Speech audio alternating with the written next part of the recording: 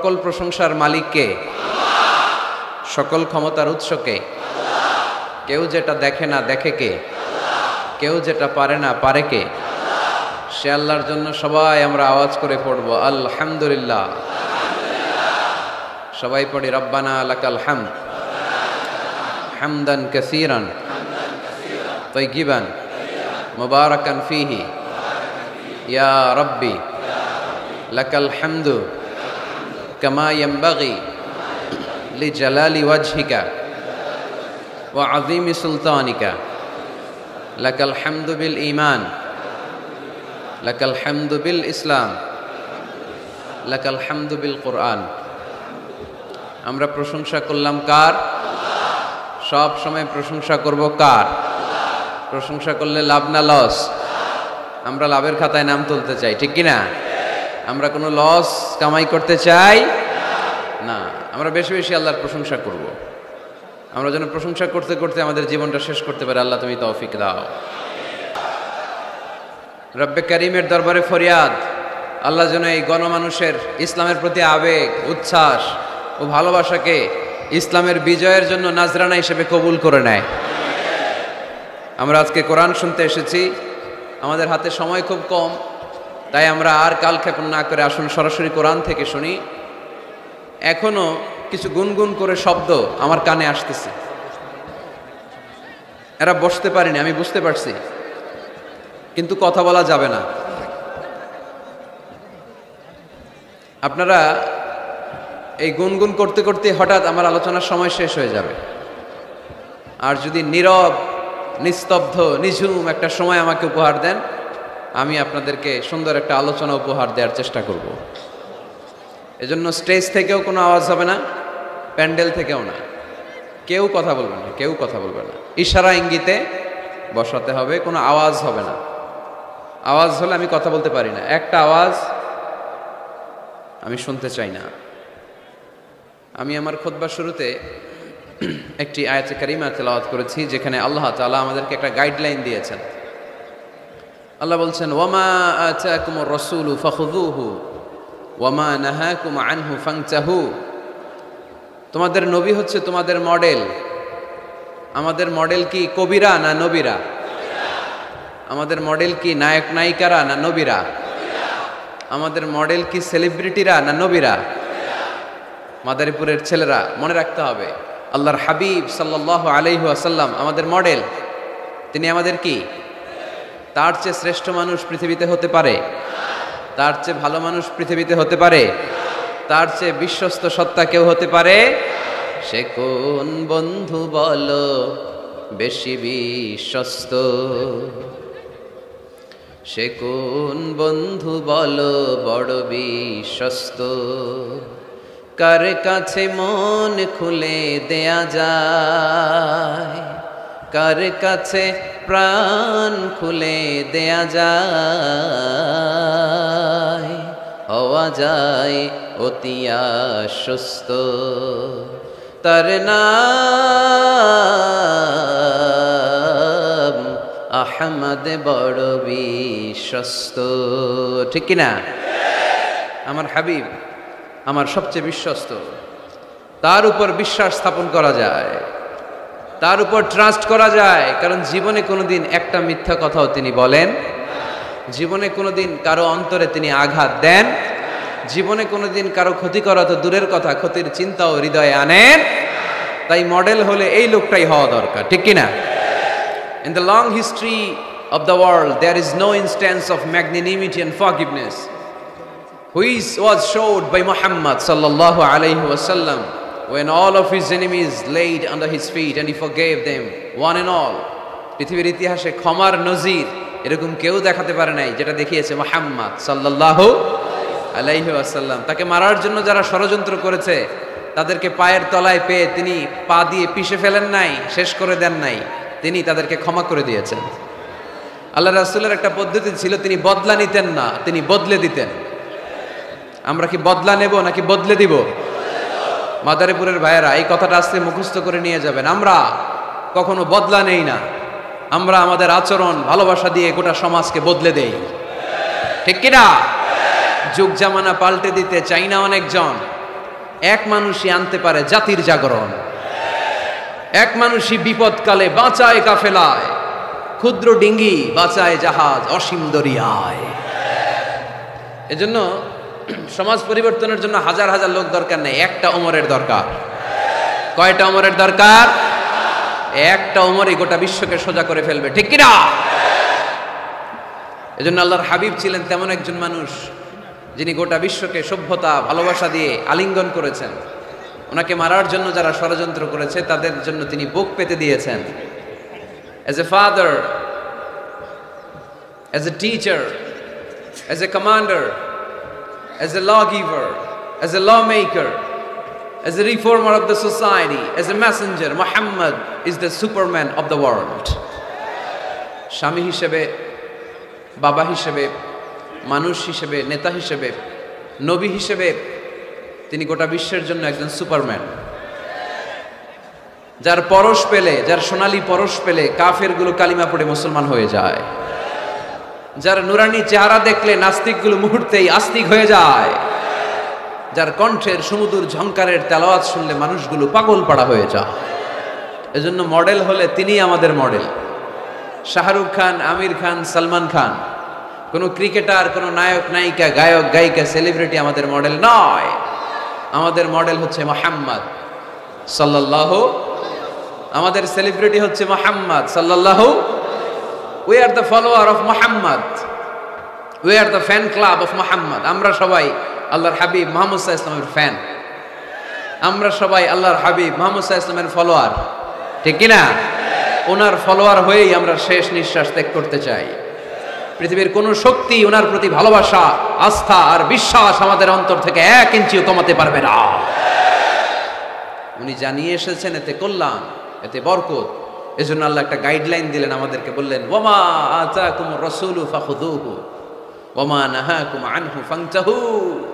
তোমাদের হাবিব যাদেরকে তোমরা ফলো করো, তোমাদের প্রিয় নবী দ্য লাস্ট মেসেঞ্জার মুহাম্মদ সাল্লাল্লাহু আলাইহি ওয়াসাল্লাম, তিনি হচ্ছেন তোমাদের মডেল। তাই তিনি যা নিয়ে এসেছেন সেটা ধরো, আর তিনি যা নিষেধ করেছেন সেটা ছাড়ো। কথাটা কার? আমি প্রশ্ন করি, আপনারা উত্তর দেন। আল্লাহর হাবিব যা নিয়ে এসেছেন সেটা ধরো, সেটা কি? আর তিনি যা নিষেধ করেছেন সেটা ছাড়ো। Whatever he brings with, take it. Whatever he forbids, abstain from it. যা তিনি নিয়ে এসেছেন ধরো, যা তিনি নিষেধ করেছেন ছাড়ো। তিনি আমাদের মডেল। তার ভালোবাসা যদি অন্তরে থাকে, আমাদের ভালোবাসবে কে? তাকে যদি অনুসরণ করি, আল্লাহর ভালোবাসা আমাদের জন্য আছে না নাই? এজন্য রাব্বুল আলামিন বলেন, কুল ইন কুনতুম তুহিব্বুনাল্লাহা ফাত্তাবিউনি ইউহিব্বুকুমুল্লাহ ওয়া ইয়াগফির লাকুম যুনুবাকুম ওয়াল্লাহু গফুরুর রহিম। আল্লাহকে যে পাইতে চায়, হযরতকে ভালোবেসে, আরশ কুরসি লৌহ কালাম না চাইতে পেয়েছে সে, ঠিক কি না? রাসূল নামে রশি ধরে যেতে হবে আল্লাহর ঘরে। নদী তরঙ্গে যে পড়েছে ভাই, দরিয়াতে সে আপনি মেশে, হযরতের অনুসরণে আরশ কুরসি লৌহ কালাম না চাইতে পেয়েছে সে, ঠিক কি না? আল্লাহর হাবিবের অনুসরণ করলে আরশ কুরসি লৌহ কালাম সব আপনার হয়ে যাবে।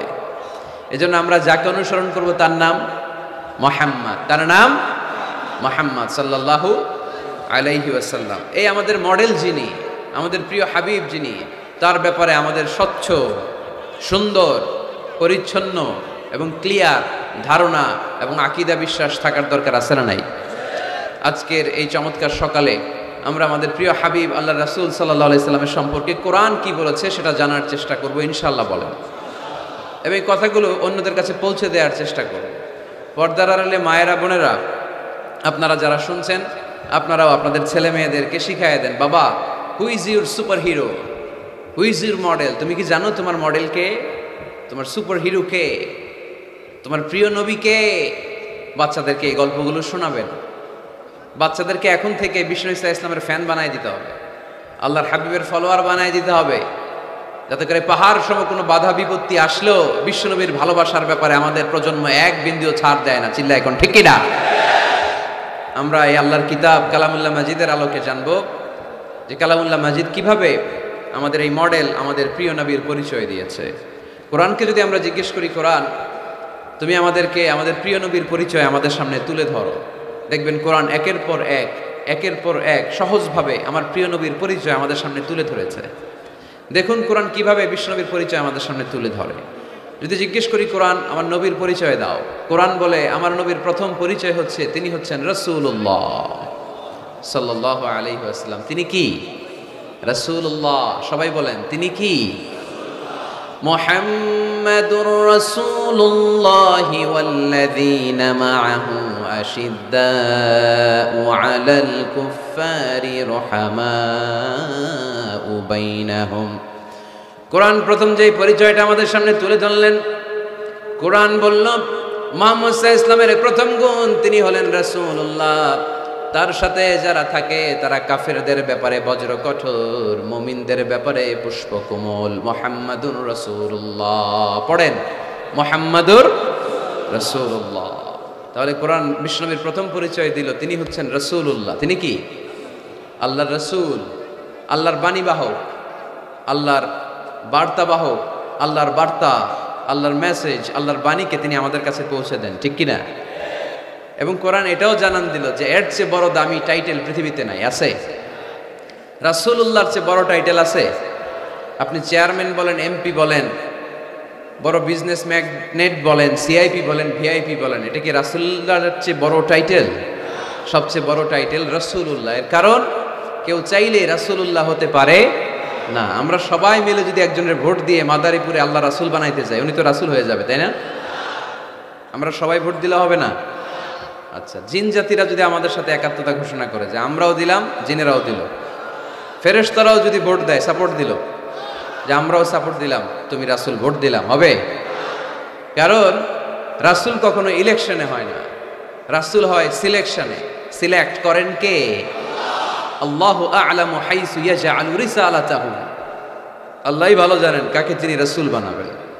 তাই আল্লাহর রাসূল এটা হচ্ছে আমার নবীর এক নম্বর টাইটেল। সুবহানাল্লাহ পড়ে। তবে তিনি নিজেকে রাসূল বলার আগে আল্লাহর দাস বা গোলাম বলে পরিচয় দিতেন। Out of humbleness. কি বিনয়! বিনয় কাকে বলে শিখে নেন। আমাদের মধ্যে এখন বিনয়ের বড্ড অভাব। রাজনৈতিক ব্যক্তিবর্গ বলেন, সামাজিক ব্যক্তিবর্গ বলেন, প্রগতিশীল বলে যারা নিজেদেরকে দাবি করে তাদের কথা বলেন, সুশীল সমাজের কথা বলেন, কিংবা আলেম সমাজের কথা বলেন, আমাদের সবচেয়ে যে অভাব এই বাংলাদেশে সেটা হচ্ছে বিনয়ের অভাব। কেউ কাউরে শ্রদ্ধা করি না। মিউচুয়াল রেসপেক্ট বলতে যে বিষয়টা, এটা নাই। একে অপরের গালাগালি, তুই ভারতপন্থী, তুই ভারতের দালাল। এখন ও গালি দেয়, তাহলে তুই পাকিস্তানপন্থী, তুই পাকিস্তানের দালাল। এখন আমার প্রশ্ন হচ্ছে, তাইলে বাংলাদেশপন্থী আর বাংলাদেশের দালাল কে? আমরা সাধারণ জনগণ বাংলাদেশের দালাল। আমরা সবাই বাংলাদেশপন্থী। চিল্লায় বলেন ঠিক কিনা? আমরা যতদিন থাকবো এর হৃদয়ে লাল সবুজের পতাকা ধারণ করে বাংলাদেশের পক্ষ নিতে চাই। সবার আগে বাংলাদেশ। সবার আগে কি? আমার বাংলাদেশ। তো এজন্য এই মিউচুয়াল রেসপেক্টটা নাই, শ্রদ্ধাবোধ নাই। আমি মাদারীপুরের এই বিশাল জনসমুদ্রের কাছে বিনয়ের সাথে এই মেসেজটুকু ড্রপ করতে চাই। প্রিয় ভাইয়েরা, আসুন দেশের স্বার্থে, দশের স্বার্থে আমরা বিনয়ী হই। আমরা ভিন্ন মতকে শ্রদ্ধা করতে শিখি।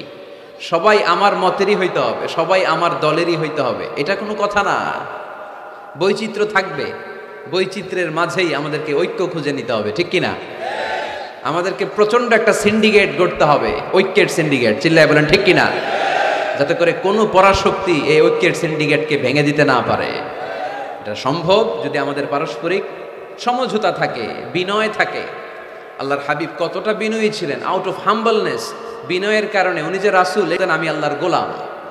পরে বলতেন রাসূল, তিনি নিজের পরিচয় এভাবে দিতেন, ইন্নী আব্দুল্লাহি ওয়া রাসূলুহু। নিশ্চয়ই আমি আল্লাহর আব বা গোলাম, তারপরে আমি আল্লাহর রাসূল। সুবহানাল্লাহ পড়েন।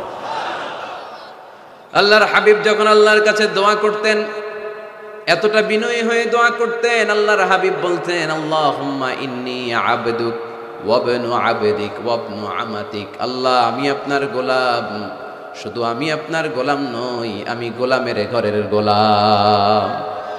আমি শুধু গোলাম না, আমি গোলামের ঘরের গোলাম, আমি বান্দির ঘরের গোলাম।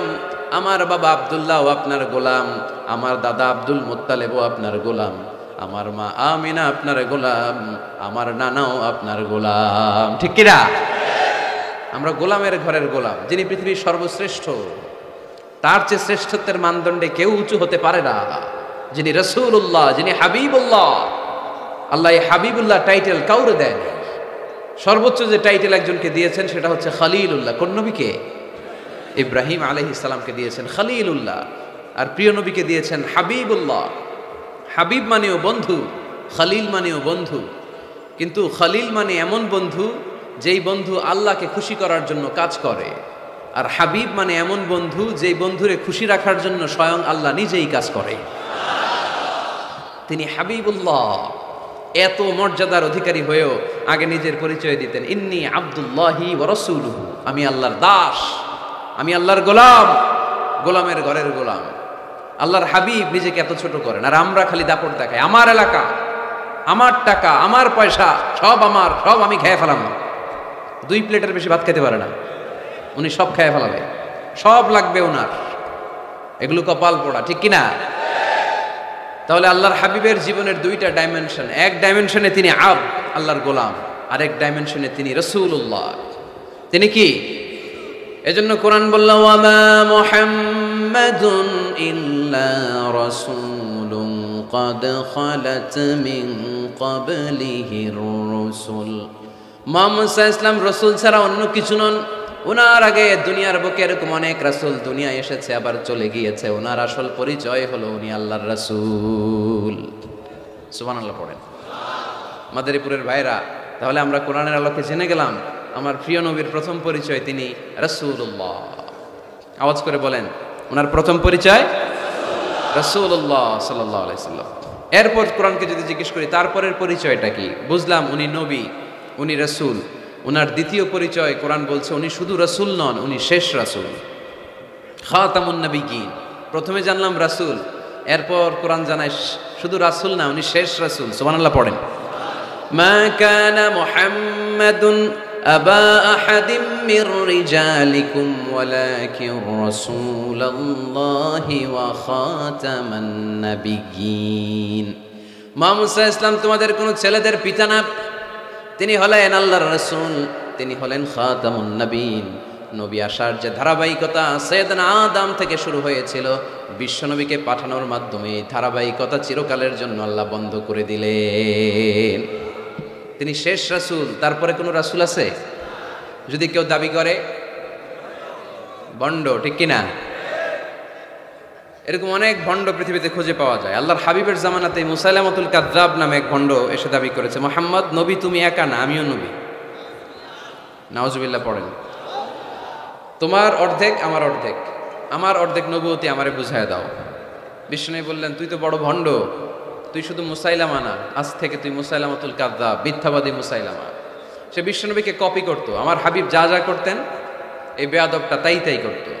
বিষ্ণু ঈসা ইসলাম ছোট বাচ্চাদের মাথায় হাত বুলিয়ে দিলে বাচ্চাদের মাথায় চুল গজাতো, চুল বড় হয়ে যেত। সেও তার এলাকার বাচ্চাদের মাথায় হাত বুলিয়ে দিলে চুল ওঠাতো দূরের কথা, বাচ্চাগুলো আজীবন টাক মাথা থাকতো। কপি করে বেশি একটা সুবিধা করতে পারে নাই। আল্লাহর হাবিব কোনো গাছের মধ্যে দোয়া পরে ফু দিলে এটার বাম্পার ফলন হতো, আর এই বেয়াদব ফু দিলে মুহূর্তের মধ্যে গাছ মুইরা কাঠ হয়ে যেত। লোনা পানির কুয়াতে বিশ্বনবী কুলি করে ফেললে এটা মিঠা পানির কুয়া হয়ে যেত, আর এই বেয়াদবটা মিঠা পানির মধ্যে কুলি ফালাইলে এটা লোনা পানি হয়ে যেত। বেয়াদবি। আল্লাহর হাবিবের সাথে বেয়াদবি করলে আল্লাহ সহ্য করে না। চিল্লায় বলেন ঠিক কিনা? এখন একটা নাম শোনা যায়, মির্জা গোলাম আহমদ কাদিয়ানি। সে মারা গেছে অনেক আগে। নবীরা পবিত্র, নবীরা যেখানে মারা যায় জায়গাটাও পবিত্র, কিন্তু এই মির্জা গোলাম আহমদ কাদিয়ানি মারা গেছে টয়লেটের ভিতরে। খুব পবিত্র জায়গা, তাই না? টয়লেটের ট্যাঙ্কি ভেঙে নিচের ভিতরে পড়ছে। মেথর এনে শিকল দিয়ে টেনে ওরে উঠানো যায় না, উঠাইতে গেলে ধপাস করে আবার পড়ে।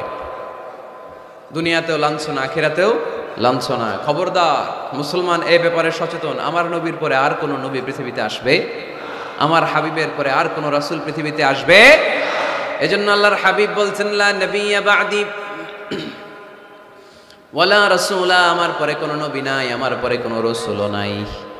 আমি শেষ নবী, আমি শেষ রাসূল। তবে লাউ কানা বা'দি নাবিয়্যুন লাকানা উমর, আমার পরে যদি নবী হওয়ার যোগ্যতা কারো থাকে, আমার সাহাবা ওমরের সেই যোগ্যতা আছে। ঠিক কি না? প্রভু তুমি বলেছ রাসূল দেবে না, বলনি দেবে না ওমর, বলনি দেবে না হামজা তারিক, খালিদ বিজয় সমর। প্রভু তুমি বলেছ রাসূল দেবে না, বলনি দেবে না ওমর, বলনি দেবে না হামজা তারিক, খালিদ বিজয় সমর। প্রভু তুমি বলেছ রাসূল দেবে না। ঠিক কি না? রাসূল দেবে না, এটা আল্লাহর কথা, আর দেবে না। আল্লাহর হাবিব তিনি হচ্ছেন শেষ রাসূল। এজন্য আল্লাহর হাবিব বলতেন, সহিহ মুসলিম শরীফের বর্ণনা, মাসালি ওয়া মাসালুল আমবিয়া মিন ক্বাবলি কামাসালি রাজুলিন বানা বাইতান, আমার দৃষ্টান্ত আর আমার আগের সব নবীদের দৃষ্টান্ত ওই ব্যক্তির মতো যে একটা ঘর বানিয়েছে। কি বানিয়েছে? ঘর। অনেক সুন্দর একটা ঘর বানিয়েছে। ইন্টেরিয়র ডিজাইন, এত সুন্দর ঘর কেউ দেখে নাই। সবাই ঘরটা দেখলো আর প্রশংসা করলো, বাহ চমৎকার ঘর তো। এই ঘরের মধ্যে ভুল ধরার মতো কোনো জায়গা নেই, একটা জায়গা ছাড়া, সেটা হচ্ছে এই ঘরের একটা দেয়ালের গাঁথনিতে একটা ইট কম আছে, একটা ইট আসে নাই, ইটের জায়গাটা ফাঁকা, ফলে বাইরে ঠান্ডা বাতাস ভিতরে ঢুকে। এত দামি ঘর বানাইলেন, কিন্তু দেয়ালের এক জায়গায় একটা ইটা নাই, ঠান্ডা বাতাস ঢুকলে এই ঘর দিয়ে কোনো লাভ আছে? শীতের রাতে কষ্ট আছে না নাই? আল্লাহর হাবিব বললেন, ওই ইটাটা হচ্ছে আমি মুহাম্মদ সাল্লাল্লাহু, ওই গ্যাপের জায়গাটা আমি, আনাল্লাবিনা ফাআনাল্লাবিনা আনা খাতামুন নবিয়্যিন, আমি হচ্ছি ওই নবুয়তির দেয়ালের ওই গ্যাপের জায়গায় না রাখা ইটা। আমাকে যখন আল্লাহ ওই জায়গাটায় সেট করে দিলেন, গোটা বিশ্বটা আলোকিত হয়ে গেল। পড়েন সুবহানাল্লাহ। এজন্য আল্লাহ বললেন, ওয়ামা আরসালনাকা কাফাতান লিন্নাসি বাশীরান ওয়া নাযীরা, নবী হে আমি আপনি গোটা বিশ্বের সবার জন্য সুসংবাদ দানকারী এবং সতর্ককারী করে পাঠিয়েছি। সুবহানাল্লাহ। তিনি সবার নবী। তিনি শুধু আরবের নবী না, তিনি শুধু সৌদি আরবের নবী না, তিনি শুধু অনারবের নবী না, তিনি শুধু পুরুষ মানুষদের নবী না, তিনি শুধু সাদা চামড়ার লোকদের নবী না, তিনি সবার নবী, তিনি গোটা বিশ্বের নবী। ঠিক কিনা? এক এক নবীর নবুয়তের আলাদা বাউন্ডারি ছিল। যেমন মুসা আলাইহিস সালামকে পাঠিয়েছিলেন মিশরে, ওনার নবুয়তের বাউন্ডারি মিশর, তার পাশে মাদিয়ান, ওইখানে আবার শোয়েব আলাইহিস সালামের নবুয়তের বাউন্ডারি। ইব্রাহিম আলাইহিস সালামের বাউন্ডারি এইটা, পাশে একই সময় ছিল লূত আলাইহিস সালাম, আলাদা বাউন্ডারি, আলাদা সীমানা। আমার নবীর নবুয়তির কোনো বাউন্ডারি আছে? কোনো সীমানা আছে? কিয়ামত পর্যন্ত যারাই আসবে সব বিশ্ব নবীর উম্মত। চিল্লায় বলতে হবে ঠিক কিনা? প্রথম পরিচয় পেলাম তিনি রাসূলুল্লাহ, তিনি কি সাল্লাল্লাহু আলাইহি সাল্লাম। দ্বিতীয় পরিচয় কোরআন দিল, তিনি রাসূল, কিন্তু যেন তেন রাসূল না, তিনি শেষ রাসূল। ঠিক কিনা? তৃতীয় পরিচয় কোরআন আমাদেরকে বলে যে যদিও তিনি রাসূল এবং শেষ রাসূল, তবে তিনি মানুষ ছিলেন। তিনি কি ছিলেন? আকীদা খালেস করে নেন, ভালো করে বুঝে নেন। আল্লাহর হাবিব কি জিন ছিল? সবাই বুঝেন নাই বোধহয় কথা। আল্লাহর হাবিব কি জিন? উনি কি ফেরেশতা? উনি কি মানুষ? তবে আমাদের মতো সাধারণ মানুষ না, তিনি অসাধারণ মানুষ। তিনি মানব, কিন্তু যেন তেন মানব নন, তিনি মহামানব। তিনি নবী, কিন্তু সাধারণ নবী নন, তিনি মহানবী। সুবহানাল্লাহ পড়েন। আল্লাহ কোরআনে বললেন, কুল ইন্নামা আনা বাশারুম মিসলুকুম ইউহা ইলাইয়া আন্নামা ইলাহুকুম ইলাহুন ওয়াহিদ। ও নবী, আপনি আপনার উম্মতদেরকে বলে দেন, কুল আপনি বলে দেন, ইন্নামা আনা বাশারুম মিসলুকুম, নিশ্চয় আমি তোমাদের মতোই মানুষ। ইউহা ইলাইয়া, কিন্তু আমার কাছে ওহী আসে, তোমাদের কাছে ওহী আসে। আমাদের কাছে কোনোদিন ওহী নাজিল হয়েছে? বিশ্বনবীর কাছে ওহী নাজিল হয়েছে। ওহী হচ্ছে গায়েবের বিষয়, যেটা আল্লাহ জানেন। যতটুকু আল্লাহ তাআলা গায়েব বিশ্বনবীকে জানানোর ইচ্ছা করেছেন ততটুকু জানিয়েছেন। ঠিক কি না? এখানে এই বিশ্বনবীর আর আমার আর আপনার মধ্যে পার্থক্য। তিনি মানুষ, কিন্তু সাধারণ মানুষ নন। তিনি সাইয়্যিদু বুলদি আদম, আদম আলাইহিস সালামের যত সন্তান পৃথিবীতে এসেছে সবার মধ্যে তিনি শ্রেষ্ঠ। শ্রেষ্ঠত্বের মানদণ্ডে ওনার কাছাকাছিও কেউ যেতে পারবে? আমার হাবিবের মতো সুন্দর মানুষ পৃথিবীতে কেউ ছিল? অনেকেই একটা ভুল ধারণা রাখেন আর বলেন নবীদের মধ্যে সবচেয়ে সুন্দর নাকি ছিল ইউসুফ আলাইহিস সালাম। এটা ঠিক, উনি অনেক সুন্দর, কিন্তু আমার নবীর চাইতে বেশি সুন্দর না। আল্লাহর হাবিব বলতেন আনা মালিহুন ওয়া আখি ইউসুফ সাবিহুন, আমি হচ্ছি লাবণ্যময় সুন্দর আর আমার ভাই ইউসুফ হচ্ছে সাদা সুন্দর। একদিকে লাবণ্যময় সুন্দর, আরেকদিকে সাদা সুন্দর, কোনটার দাম বেশি? লাবণ্যময় সুন্দরের দাম বেশি। ইউসুফ আলাইহিস সালামের চেহারার সৌন্দর্য দেখে মিশরের নারীরা লেবু কাটতে কাটতে আঙ্গুলও কেটে ফেলছিল। এত সুন্দর ইউসুফ নবীর চেহারা, লেবু কাটতে কাটতে লেবু কাটা শেষ, ছুরি আর থামে নাই, এরপরে আঙ্গুল কাটাও শেষ। কোরআন সাক্ষী, আল্লাহর কোরআন বলে ওয়াকাত্তা'না আইদিয়াহুন্না। আম্মা জান আয়েশা রাদিয়াল্লাহু তাআলা আনহা যখন এই ঘটনা শুনলেন, তিনি মিশরের নারীদেরকে ডেকে বললেন, ও মিশরের নারীরা, তোমরা ইউসুফ নবীর চেহারা দেখে লেবু কাটতে যে আঙ্গুল কেটে ফেলেছো, ওই জায়গায় ইউসুফ নবী না হয়ে যদি আমার স্বামী বিশ্বনবী মুহাম্মদ সাল্লাল্লাহু আলাইহি ওয়াসাল্লাম হতো, তাহলে লেবু কাটতে যে তোমরা আঙ্গুল নয় কলিজাটা কেটে খান খান করে দিতা। এজন্য বিশ্বনবীর চাইতে সুন্দর কেউ আছে? চাঁদের চেয়ে সুন্দর তুমি নবী আমার কামলিওয়ালা, চাঁদের চেয়ে সুন্দর তুমি নবী আমার কামলিওয়ালা, দু জাহানের বাদশাহ তুমি প্যারা নবী সাল্লে আলা, দু জাহানের বাদশাহ তুমি প্যারা নবী সাল্লে আলা, চাঁদের চেয়ে সুন্দর তুমি নবী আমার কামলিওয়ালা। সুবহানাল্লাহ পড়েন। তুলনাহীন, অতুলনীয়, ইউনিক, আনপ্যারালাল মহামানব, অসাধারণ মানুষ। আল্লাহর হাবিব বললেন, আল্লাহ গোটা বিশ্বের মানুষকে দুই ভাগ করলেন। কয় ভাগ? জান্নাতি, জাহান্নামী। আল্লাহ আমাকে জান্নাতীদের মধ্যে ঢুকালেন। জান্নাতীদেরকে আল্লাহ পৃথিবীতে বিভিন্ন দেশে ফেললেন, আল্লাহ আমাকে মক্কা শহরে ফেললেন। মক্কা শহরে অনেকগুলো গোষ্ঠী আছে, আল্লাহ আমাকে কোরাইশ গোষ্ঠীর মধ্যে ফেললেন। কোরাইশ গোষ্ঠীতে অনেকগুলো খানদান আছে, আমার আল্লাহ হাশমি খানদানে ফেললেন। হাশমি খানদানে অনেক পরিবার, আমাকে শ্রেষ্ঠ পরিবার আব্দুল মুত্তালিবের পরিবারে ফেললেন। আমার পরিবারে অনেক মানুষ, এই সবগুলো মানুষের মধ্যে থেকে আল্লাহ আমার শ্রেষ্ঠ মানুষ বানিয়ে পৃথিবীতে পাঠালেন।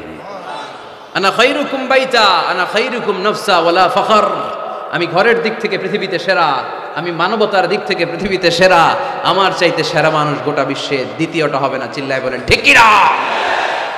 এজন্য আমার হাবিব, তিনি ছিলেন রাসূলুল্লাহ, তিনি ছিলেন শেষ রাসূল, তিনি গোটা বিশ্বের মধ্যে সব চাইতে শ্রেষ্ঠ। এজন্য কোরআন বলল তিনি মানুষ ছিলেন। কোরআন 4 নাম্বার বিশ্বনবীর যে পরিচয়টা আমাদের সামনে তুলে ধরে, কোরআন বলে বিশ্বনবী কোনোদিন মন গড়া কোনো কথা মানুষকে বলে নাই। আমরা মন গড়া বলি না? মাদারীপুরের ভাইরা, ঘুম আসতেছে? শীত লাগতেছে? গরম লাগতেছে? তো কি লাগতেছে? ভালো লাগতেছে? তাকবীর পড়েন, লিল্লাহি তাকবীর। শুধু আমাদের হাবিব সাল্লাল্লাহু আলাইহি ওয়াসাল্লাম না, পৃথিবীর কোনো নবী মন গড়া কিছু বলে না। এজন্য নবীদের কথায় কোনো ভেজাল নাই, কোনো অমিল নাই। কোনোদিন এমন কি হয়েছে এক নবী এসে বলছে আল্লাহ আছে, আল্লাহ এক, আরেক নবী এসে বলছে না আল্লাহ 2-3 জন হইতে পারে? বলেছে? কোন নবী বলেছে এই দুনিয়ার জীবন শেষে আখিরাত বলে একটা কথা আছে? আরেক নবী আয়েশা বলে না, আখিরাত ফাখিরাত বলতে কিছু নাই, নাও থাকতে পারে, এরকম বলছে? কিন্তু কবিদের কথার মধ্যে অমিল আছে না নাই? দার্শনিকদের কথায় অমিল আছে না নাই? এক দার্শনিক এসে বলে মানুষ হচ্ছে পেট সর্বস্ব জীব, মানুষের বড় সমস্যা পেট সমস্যা, পেটের সমস্যা ঠিক তো সব ঠিক। আরেক দার্শনিক এসে বলে না, পেটের চেয়ে বড় সমস্যা যৌন সমস্যা, যৌন সমস্যা ঠিক করে দিলে সব ঠিক। আরেকজন বলে না, পেটও সমস্যা না, যৌনও সমস্যা না, মানুষ আসলে মানুষই না, মানুষ হলো বান্দর। বানর থেকে এভলিউশন, সময়ের বিবর্তনে, কালের বিবর্তনে এগুলো মানুষ হয়ে গেছে। তার মানে এদের কথার মধ্যে বৈপরীত্য আছে না নাই? কিন্তু নবীদের কথায় কোনো বৈপরীত্য আছে? কারণ নবীরা মন গড়া কিছু বলেন না, তাদের কাছে কথা আসে একটা হেডকোয়ার্টার থেকে। হেডকোয়ার্টারটা কার? এজন্য আল্লাহ বললেন ওয়ামা ইয়ানতিকু আনিল হাওয়া ইন হুয়া ইল্লা ওয়াহয়ুন ইউহা।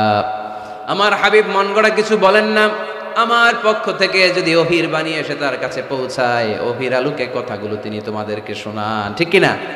হি ওয়াজ গাইডেড বাই ওয়াহি, হি ওয়াজ গাইডেড বাই রিভেলেশন।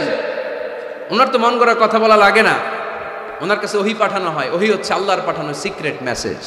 উনি কিছু না জানলে বলে দিতেন আমি জানি না, আমাদের মতো আল্লামা সাজতে চাইতেন না। আমাদের মুখ দিয়ে আপনি কিলায়া গুতায়াও জানি না এটা বের করাইতে পারবেন না, সব জানি আমরা, ঠিক কিনা? জানি না, আমি জানি না, এটা বলার অভ্যেস যেন আমরা করি। পারা যাবে? কি বলবো আমরা? জানি না। আসলে জানি নাকি কিছু? কথা কন। ওমা উতিতু মিনাল ইলমি ইল্লা কালিলা। আল্লাহ আমাদেরকে যে জ্ঞান দিয়েছে এটার নাম কলিল। এটার নাম কি?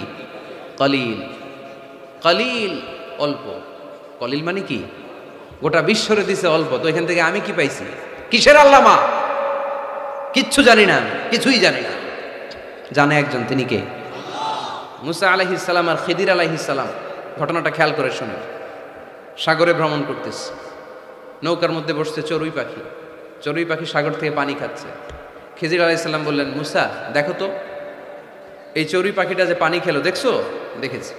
পানি খাওয়ার পরে চড়ুই পাখি চঞ্চুতে মানে ঠোঁটে পানি খাওয়ার কারণে সাগরের একটু সামান্য পানির ছোঁয়া লেগে গেছে না? এই যে দেখা যাচ্ছে পানি। মুসা আলাইহিস সালাম বললেন, হ্যাঁ দেখতে পাচ্ছি। খিদির আলাইহিস সালাম বললেন, এই চড়ুই পাখির ঠোঁটের যে পানিটা, এটার নাম হচ্ছে কালিল, মানে অল্প। তিনি বললেন, এই যে গোটা সাগর, এটা হচ্ছে আল্লাহর জ্ঞান, আর পানি খাওয়ার পরে চড়ুই পাখির ঠোঁটে যে পানি লেগে আছে, এটা হচ্ছে গোটা বিশ্বের সবার জ্ঞান। সুবহানাল্লাহ কইতে পারলেন না? তাহলে কত অল্প জ্ঞান নিয়ে আমরা জ্ঞানের বড়াই দেখাই, মাতব্বরি আমরা দেখাই। বিষ্ণু ঈসা ইসলাম এরকম করতেন না। জানেন না বলতেন, জানি না, পরে বলে দিব। ইহুদিরা এসে প্রশ্ন করলো, মুহাম্মদ 3টা প্রশ্ন করব, উত্তর দাও, পারলে আমরা সব ইহুদি গোষ্ঠী কালিমা পড়ে মুসলমান হয়ে যাব। আল্লাহর হাবিব বললেন, কি প্রশ্ন? প্রশ্ন নাম্বার 1, মা হুয়া রূহ, রূহ কাকে বলে? রূহ থাকলে মানুষ নড়ে, রূহ না থাকলে পড়ে যায়, এটা কি? 2 নম্বর প্রশ্ন, আসহাবে কাহাফ সম্পর্কে তুমি কি জানো বলো। 3 নম্বর প্রশ্ন, যুলকারনাইন সম্পর্কে কি জানো বলো। আল্লাহর হাবিব বললেন, আমি জানি না। কি বললেন?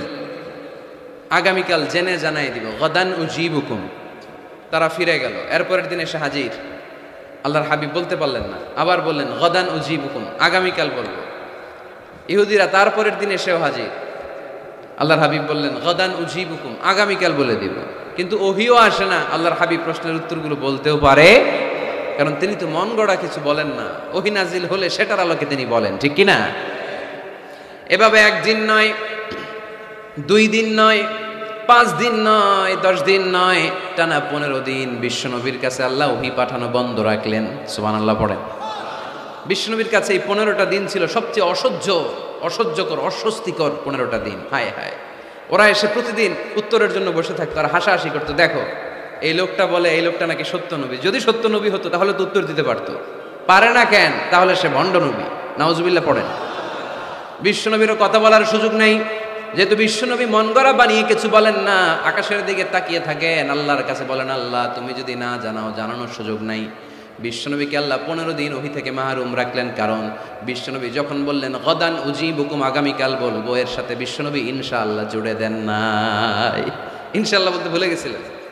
তাই বিশ্বনবীকে শিখানোর মাধ্যমে গোটা উম্মাকে শিখানোর জন্য আল্লাহ আয়াত নাজিল করলেন, ওয়ালা তাকুলান্না লিশাইইন ইন্নী ফাইলুন যালিকা গাদা ইল্লা আইয়াশা আল্লাহ।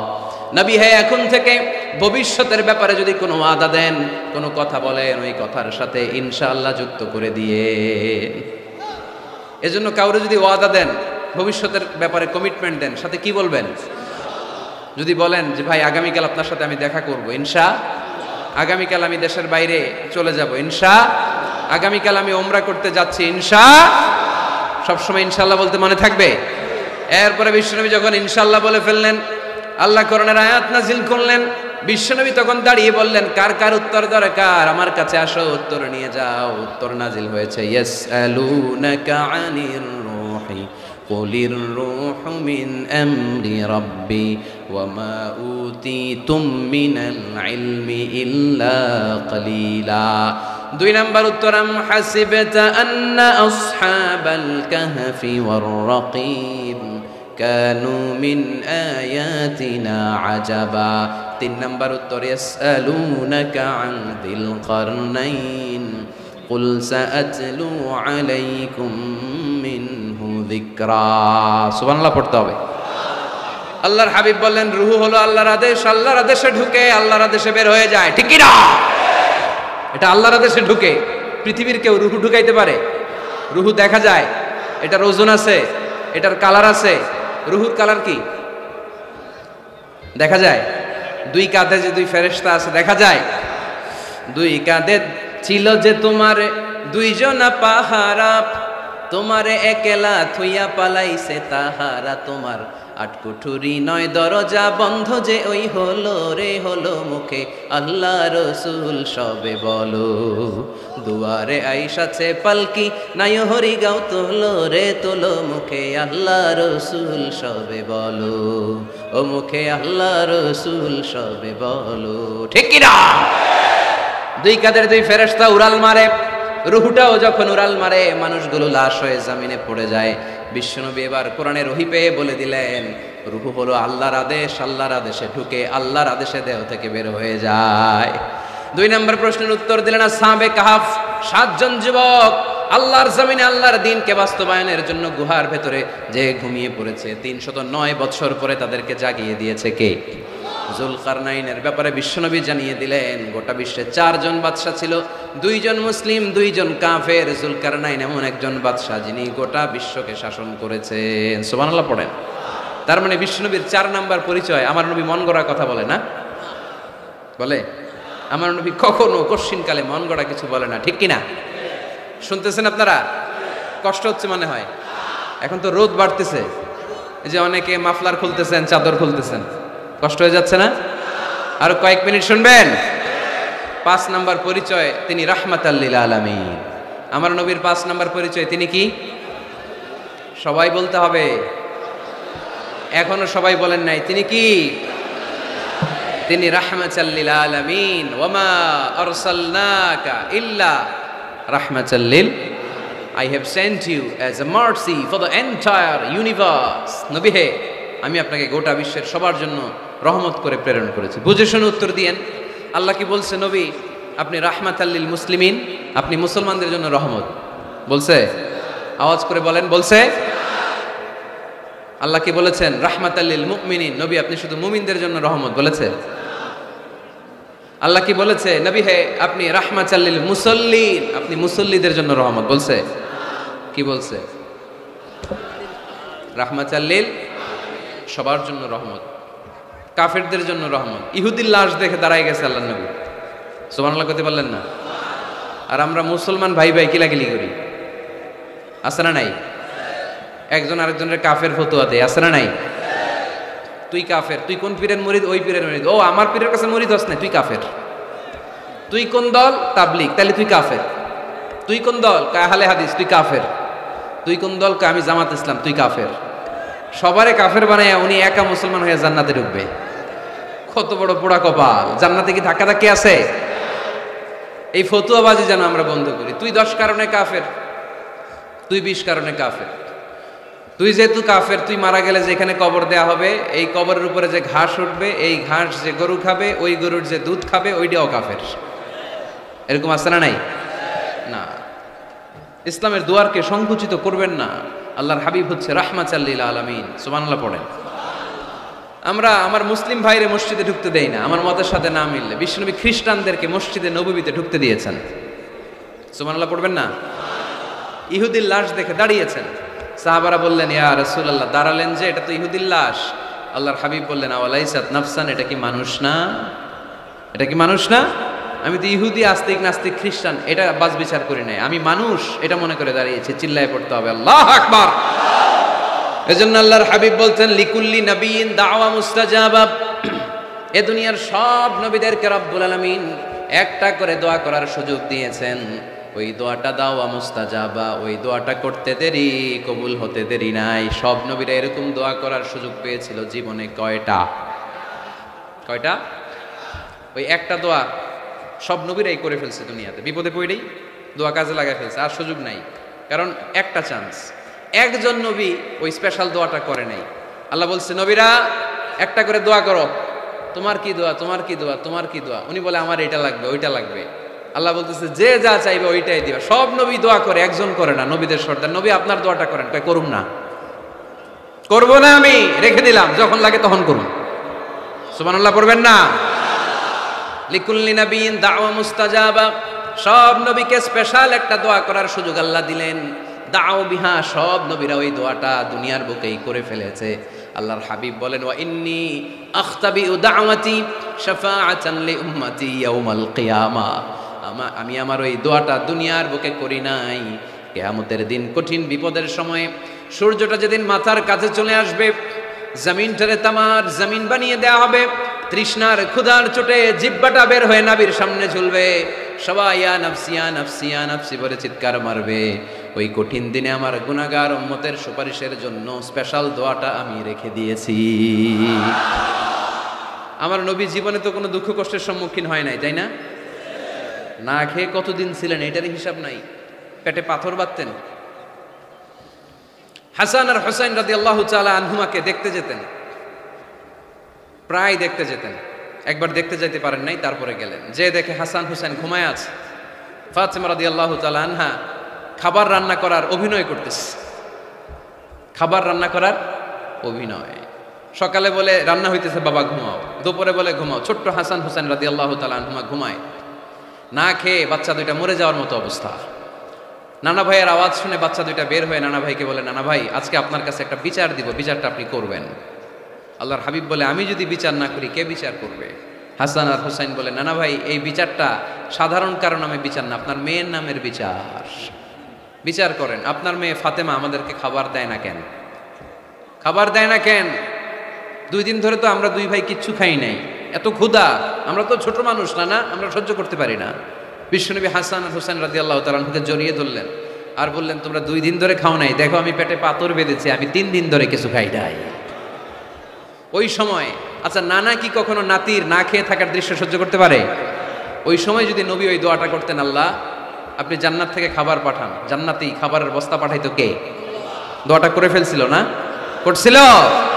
ওদের ময়দানে দাঁত ভেঙে ঝরঝর করে রক্ত ঝরল, তখনও দোয়াটা করে নাই। তায়েফের ময়দানে পিটিয়ে পাথর মেরে বিশ্বনবীকে আঘাত করেছে, তখনও দোয়াটা করে নাই, ঠিক কিনা? খেয়ে না খেয়ে দিন প্রচারের কাজে নিজেকে দিয়েছ বিলিয়ে, তায়েফের কাফিরেরা চিনল না সে আলো, দুষ্ট ছেলেদের পিছু দিল লেলিয়ে, পাথরের আঘাতে ক্ষত বিক্ষত হয়ে সারা শরীর থেকে রক্ত ঝরে। হে রাসূল তোমাকে ভুলি আমি কেমন করে, হে রাসূল তোমাকে ভুলি আমি কেমন করে। ওই নবীকে ভুলে থাকা যায়? ওই নবীরে ভুলে থাকা যায়? ওই নবীরে যদি কেউ গালি দেয় তার খবর আছে না নাই?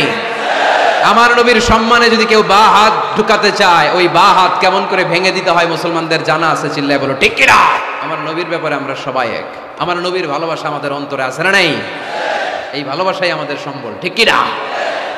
কখনো কাউরে আঘাত করেন নাই। ওই দোয়াটা ওই কঠিন পরিস্থিতি তো বিশ্বনবী করেন নাই, রেখে দিয়েছেন আমার জন্য, রেখে দিয়েছেন আপনার জন্য, রেখে দিয়েছেন আমাদের জন্য, রেখে দিয়েছেন। জোরে বলেন ঠিক কিনা? এত কোমল হৃদয়ের অধিকারী দুনিয়ায় কেউ ছিল না। এজন্য আল্লাহ বলেন, ফাবিমা রাহমাতিম মিনাল্লাহি লিনতা লাহুম ওয়ালাউ কুনতা ফাযযান গলীযাল কলবি লানফাদ্দু মিন হাওলিক। নবী আমার রহমতে আপনি কোমল হৃদয়ের মানুষ হয়েছেন। আপনি যদি কোমল হৃদয়ের অধিকারী না হতেন, লোকেরা আপনার পিছে এরকম ঘুরঘুর করতো না। সুবহানাল্লাহ। যারাই কোমল হৃদয়ের অধিকারী, যারাই বিনয়ী, যারাই ভদ্র, দেখবেন মানুষ মৌমাছির পোকার মতো তার পিছনে ঘুরঘুর করে, আছে না নাই? ওই যে ভদ্রতা, মান তাওয়াদা লিল্লাহি ইল্লা রাফাআহুল্লাহ, এটা দুনিয়ার নিয়ম, এটা মুখস্থ রাখবেন, জীবনে কাজে লাগাবেন। সবসময় নিচু হইতে চাইবেন, ছোট হইতে চাইবেন। আপনি ছোট হইতে চাইলে আল্লাহ টাইনা উপরে উঠাবে। আর আপনি যদি বলেন আমি বড়, আমার চেয়ে বড় কেউ নাই, আমি আল্লাহ, এক থাপ্পড় মেরে আল্লাহ জমিনে গেড়ে দিবে, চিল্লায় বলো ঠিক কিনা? সম্মান দেওয়ার মালিক কে? অপমান করার মালিক কে? এজন্য বিনয়ী হন, বিশ্বনবীর মতো বিনয়ী। তিনি রাহমাতাল লিল আলামিন। সুবহানাল্লাহ পড়ে। 6 নম্বর পরিচয় কোরআন বলল, বিশ্বনবীর চরিত্র খুলুকে আযীম, ফুলের চাইতেও পবিত্র। আমরা তো বলি আমার নেতার চরিত্র ফুলের মতো, এই কথাটা আসলে বিশ্বনবীর সাথে যায়, ঠিক কিনা? আমার নবীর চরিত্র ফুলের মতো না, ফুলের চাইতেও। আমি বলি, আপনারা বলেন, আমার নবীর চরিত্র ফুলের চাইতেও পবিত্র। ওয়া ইন্নাকা লাআলা খুলুকিন আযীম। and verily you are on a very good standard of character.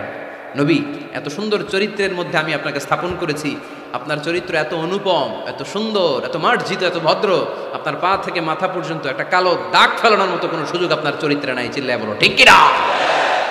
খুলুকে আযীম, খুলুক তিন ধরনের, খুলুকে হাসান, খুলুকে কারীম, খুলুকে আযীম। আমার নবীরটা কি খুলুকে হাসান? আমার নবীরটা কি খুলুকে কারীম? আমার নবীরটা হচ্ছে খুলুকে আযীম, ঠিক কিনা? খুলুকে হাসান মানে সমান সমান, আমারে ধমক দিছে আমিও ধমকি দিছি, হাসান, আমি খারাপ কিছু করি না, আপনি দিয়েছেন আমিও দিলাম। আমার নবীরটা কি এটা? আরেকটা খুলুকে কারীম, আপনি ধমক দিছেন আমি আর ধমক দিলাম না, সহ্য করলাম। আমার নবীরটা কি এটা? এইটাও না। আমার নবীরটা খুলুকে আযীম, ধমক দিছে ধমক দিলাম না, ধমক দিছে সহ্য করলাম তাও না, ধমক দিছে সহ্য তো করলাম, তার জন্য দোয়া করে তারে বুকে টেনে নিলাম। ওয়া ইন্নাকা লাআলা খুলুকিন আযীম। যে কোনো জায়গায় আল্লাহ আযীম বলে না, আযীম শব্দটা আমাদের মাদারীপুরের ভাইরা যেন মুখস্থ থাকে। আযীম এটা সাধারণ শব্দ না, এটা কোরআনের একটা অসাধারণ শব্দ। সুবহানাল্লাহ পড়েন। সব জায়গায় আল্লাহ এটা ব্যবহার করে না। কিয়ামতের দিন যে একটা ঝাঁকুনি দিবে আল্লাহ পৃথিবীকে, এই ঝাঁকুনিটার নাম দিয়েছে আল্লাহ আযীম। ইন্না জালজালাতাস সাআতি শাইউন আযীম। কিয়ামতের দিনের ঝাঁকুনি ভূমিকম্প সাধারণ ঝাঁকুনি না, এটা ঝাঁকুনি আযীম, ঠিক কিনা? আবার কোরআনের ব্যাপারে আল্লাহ বলেছেন ওয়াল কুরআনাল আযীম ওয়ালাকাদ আতাইনাকা সাবআম মিনাল মাসানি ওয়াল কুরআনাল আযীম। সুবহানাল্লাহ পড়েন। তাহলে কোরআনও আযীম, কিয়ামতের ঝাঁকুনিও আযীম। আবার আল্লাহ তাআলা নিজের সত্তার পরিচয় দিতে যেও তিনি বলেছেন আযীম। আয়াতুল কুরসির শেষে আল্লাহর পরিচয় দিয়েছেন ওয়ালা ইয়াউদুহু হিফযুহুমা ওয়া হুয়াল আলিয়্যুল। সবাই বলেন ওয়া হুয়াল আলিয়্যুল। আল্লাহ নিজের পরিচয় দিতে যেও আযীম। তার মানে আযীম শব্দ আল্লাহ যেন তেন জায়গায় যে কারোর জন্য ব্যবহার করেন না। সুমহান সিগনিফিক্যান্ট হলে তিনি কিয়ামতের জন্য ব্যবহার করেছেন, কোরআনের জন্য করেছেন, নিজের জন্য করেছেন। আবার আল্লাহর হাবিবের চরিত্রের বর্ণনা দিতেও যে আল্লাহ বলেছেন আপনার চরিত্র সাধারণ চরিত্র নয়, এটা খুলুকে আযীম। চিল্লায় পড়েন আল্লাহু আকবার। এরপরে 7 নম্বরে আল্লাহ বলল আমার নবী হলো আলোকবর্তিকা, আলোর মশাল। গোটা বিশ্বকে তিনি আলোকিত করেন, কিন্তু তার আলোর কোনো ঘাটতি হয় না। গোটা বিশ্বকে তিনি আলো দিয়ে নূর দিয়ে মোনাওয়ার করে দেন, তার নূরের কোনো কমতি হয় না। সুবহানাল্লাহ। আলোকবর্তিকা আমার নবীর উপমা কি? আলোকবর্তিকা চিনেন? চিনেন না? না শুধু আপনি চিনেন? আলোর মশাল চিনেন? এটাও চিনেন না? আচ্ছা, আরো নিচে নামি। মোমবাতি চিনেন? ক্যান্ডেল, প্রদীপ। আমার নবীকে তুলনা দেওয়া হয়েছে প্রদীপ। কেন মোমবাতির সাথে বা প্রদীপের সাথে তুলনা কেন? কারণ এই প্রদীপ থেকে অন্যরা আলো নিলে এই প্রদীপের আলো কমে না। ধরেন আপনারা এখানে 500 মানুষ, আপনাদের কাছে 500 মোমবাতি, আগুন ধরানো নাই। আমার কাছে একটা মাত্র দিয়াশলাই আছে, পুরো মাদারীপুরের একটা দিয়াশলাই আমার হাতে, একটা কাঠি। শর্ট করে আমি জ্বালিয়ে আমার মোমবাতিটা জ্বালায় ফেললাম। এখন আপনাদের কাছেও মোমবাতি আছে, আমার কাছে আছে, আমারটা জ্বালানো, আপনাদেরটা নিবানো।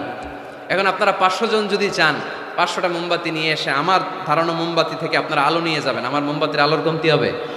500 জন যদি বলে হুজুর একটু ধরাই নিয়ে যায়, একটু ধরাই নি, 500 জন ধরাই নিলেন, আমার মোমবাতির আলোর একটুও কমতি হবে? আমার নবী এমন আলো যে আলো দিয়ে তিনি গোটা বিশ্বকে আলোকিত করেছেন, কিন্তু ওনার আলোর কোনো কমতি ঘটে নাই। চিল্লায় বলো সুবহানাল্লাহ। এজন্য আল্লাহ বললেন ইয়া আইয়ুহান নাবিয়্যু ইন্না أرسلناك شاهدا ومبشرا ونذيرا وداعيا إلى الله بإذنه وسراجا منيرا سبحان الله পড়েন।